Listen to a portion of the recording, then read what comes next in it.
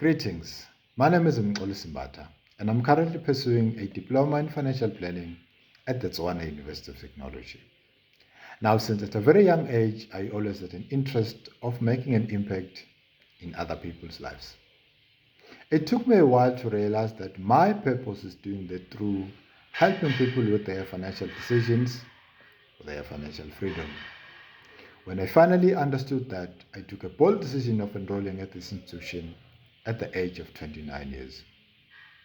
Now, as I'm dreaming of making my mark in the financial sector in South Africa, I'm facing a burden, which is a debt that I'm owing this institution.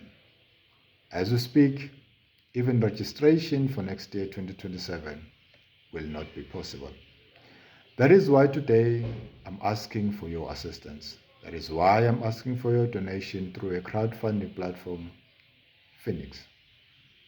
Your donation could go a long way, and any amount could make a very big difference.